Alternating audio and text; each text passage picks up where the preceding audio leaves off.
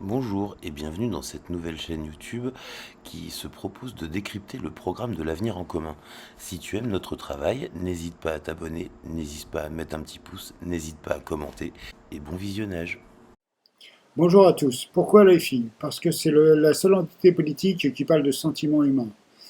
Les autres traitent la politique comme quelque chose de froid, qui a l'air d'être dénué d'idéologie, un peu comme une science dure où des solutions sont possibles et d'autres, à contrario, semblent irréalistes ou voire farfelues.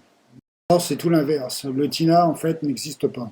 On vit dans une utopie, celle des riches. Une utopie où on leur a laissé mettre en place une société dérégulée dont ils peuvent profiter tout en faisant sécession. Dans ce contexte, une seule vision est possible, celle d'une société déshumanisée, faite uniquement de technologies et de politiques incontournables où seul l'aspect comptable a droit de citer.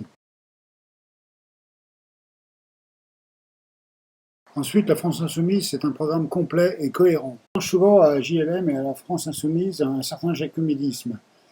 Mais il s'avère que le programme L'avenir en commun a été construit du bas vers le haut.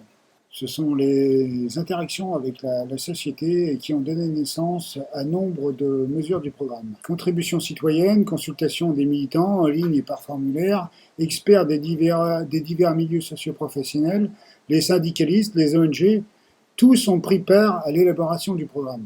D'ailleurs, une grande partie de la partie écologique a été inspirée du travail des scientifiques et en particulier du scénario Mégawatt.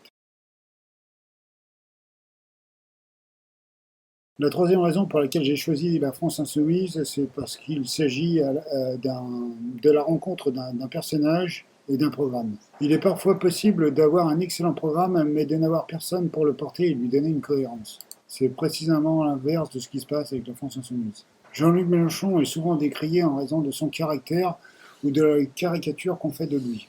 Pour moi, outre ses talents de tribun, son amour-propre est une raison de plus d'avoir confiance et de comprendre qu'on n'a pas affaire à un nouveau Tsipras. Par ailleurs, ce en quoi il diffère de Tsipras que les médias utilisent pour le décrédibiliser, c'est qu'il serait à la tête de la deuxième économie européenne et qu'il a le caractère pour tenir tête et des stratégies à opposer. On sait que les forces adverses vont se déchaîner contre un tel gouvernement EFI et qu'il faudra quelqu'un de fort, de déterminé, avec tout un caractère pour aller au bout de l'application du programme. Si les médias passent autant de temps à le dénigrer, en fait, on continue depuis 2017, il y a bien une raison.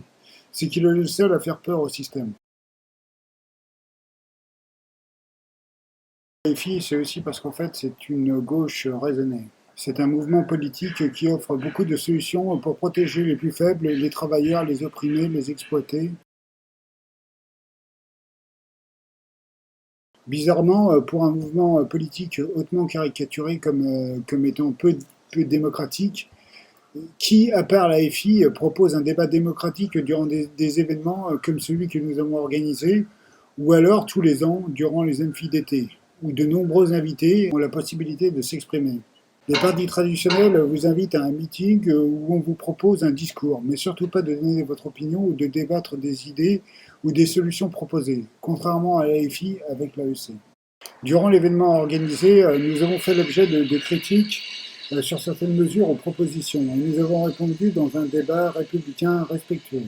Vous savez, façon village d'irréductible gaulois à coups de poisson, etc. Non, non, je plaisante. En vérité, on nous prête tout type de proximité ou d'acquaintance avec des régimes pas démocratiques, enfin, soi-disant.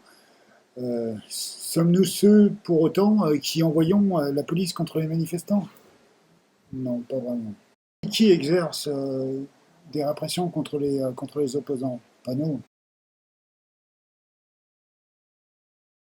Petit rappel, il semble qu'aucune des personnes ayant participé au coup contre Chavez, ce vilain dictateur, n'ait passé la moindre minute en prison.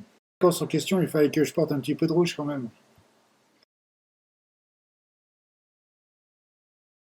Nous essayons de convaincre avec un discours argumenté. Ailleurs, vous êtes prié de venir mettre un bulletin dans l'urne tous les 5 ans, ou de vous abstenir, ce qui ne les dérange pas plus que ça, et de la fermer entre-temps. Pour rappel, on nous dit souvent élection piège à con, mais en fait, c'est l'abstention qui est un piège à con. La lecture des œuvres des Pinsons Charlot est très éclairante sur le sujet. La bourgeoisie se rend aux urnes, elle n'oublie pas d'aller voter, ne se trompe pas de bulletin de vote. Nous devons en faire autant. Ce qui est intéressant à noter, c'est que nous sommes dépeints comme une entité politique caporalisée, alors que nous sommes régulièrement invités à nous exprimer. Nous pouvons participer au programme, nous sommes consultés en ligne sur le choix du candidat pour nous représenter, ou encore nous avons été appelés à exprimer nos avis sur la stratégie à adopter pour le second tour de la présidentielle de 2017. L'AFI est donc loin de la caricature qu'en font les médias. Vive la France insoumise! Si tu aimes notre travail, n'oublie surtout pas de t'abonner et de partager cette vidéo. À très bientôt pour de nouvelles aventures.